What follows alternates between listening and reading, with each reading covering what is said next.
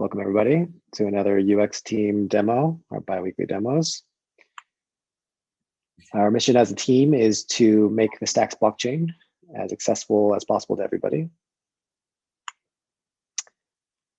This quarter, Q3, we have three big OKRs, objectives and key results. One, we want to make the Stacks blockchain perceived as competitively fast enough. We want it to be very quick and speedy as far as the user experience. We want to make sure that users can engage with the Stacks blockchain very quickly and easily via our products, especially the wallets. And we want to make sure that new apps are supported fully for launch and that we're not blocking them. As far as status, things are going well. So far this quarter, we're 19 days in. We are finalizing a bunch of review on work for Microblocks. We're going to do full QA this week and preparing for release over the next couple of weeks. We are finalizing new onboarding designs for the web wallet, which we'll show in a bit. We're also discussing Stacks purchases directly in the web wallet with a partner. And we're looking sort of into ledger support, multi-sig, and arbitrary message signing support for the web wallet as well.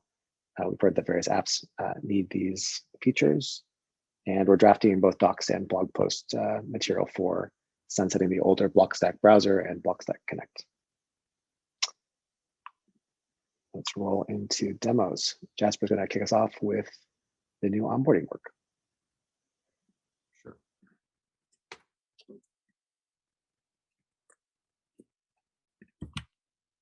Hello, everybody. I'm going to give an update on the onboarding work.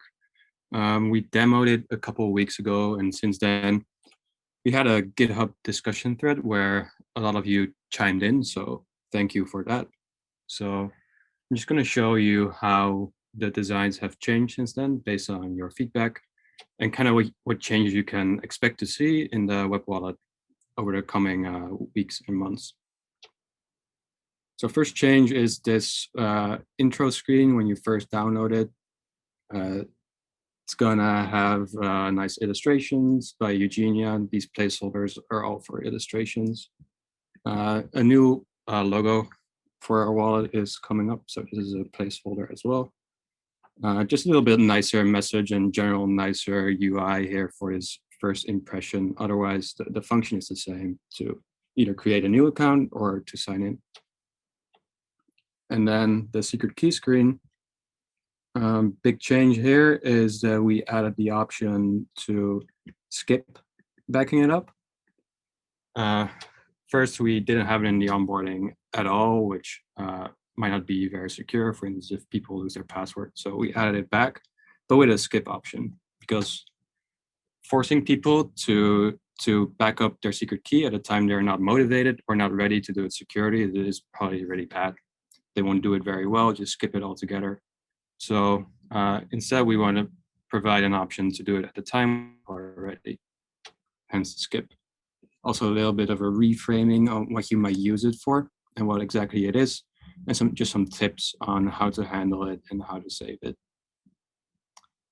Then password, pretty straightforward, but what we are going to add is a confirm step, because if you skip, for instance, it's very important that the password is going to be right, because it's the only way to get to your secret key later. So that's why we confirm. And then once you're in the wallet, we're going to have these steps that will help you onboard into apps. So there's a whole bunch of things you need to go through, and these steps will help you do that, like getting SDX, purchasing it and sending it to your wallet. Some apps might require you to have a name, so there's a step for that. Backing up your secret key in case you skipped it before, and then finally a link to explore apps. These are not in sequence, so you can do them in any order you want. You can minimize it if you want.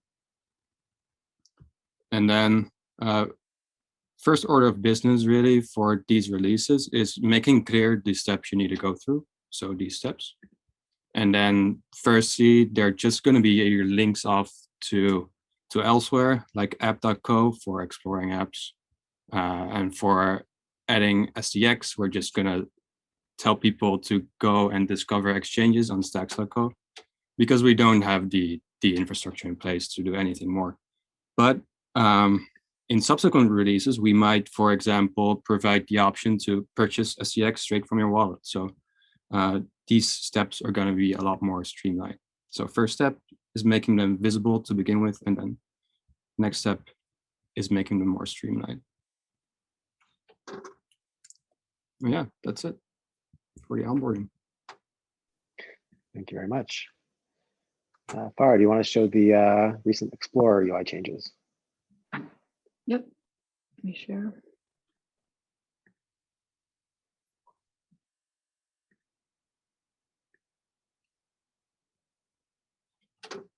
Okay, can you all see that? Yep. Okay, so not a lot of changes, but we did decide that now when the transactions come in this confirmed list, we're not going to separate them into two sections of in Microblock and in Anchor Block. So instead, it's been refactored so that now it has, you can see here, this in Microblock icon, and then there is text here on the right-hand side that shows in Anchor Block or in Microblock. And I think that's a lot better user experience just with how the Explorer is set up, and then just, I think it works a bit better. The only other thing that's changed is then also when you actually go to the Microblock page, what's listed in the blocks list is basically like the Anchor Block and then the accepted block list underneath it. So when you click on the Microblock, I've actually showing the accepted time and then accepted by. It used to be streamed and streamed by, but this is the accepted by list. So I think that's correct at this point. Great, thank you so much. Thomas, do you want to comment on the CI changes? Yeah, so in the web wallet, we finally kind of pushed out a new release, 2.12.2, so that's good. And in the last week, I did some work on the CI around it to kind of improve performance and reliability. So I split out kind of all of our integration tests to run in parallel and each one individually. So you can kind of see if one fails, you can kind of, previously everything would just fail and be a lot harder to kind of debug. I also improved the time around our unit tests by switching out kind of the jest runner that we were using to one of the new kind of Rust-based task JavaScript managers. So yeah, that's about it. Great, thanks. What's not seen here is a lot of work supporting Microblocks. I think the last demo, we showed a bit more of that, but that's still going on. And we're actually preparing to remove the developer mode from our Ledger support for the desktop wallet. We're working with Ledger on that, and that should also help with usability. I think that wraps it up. Thank you.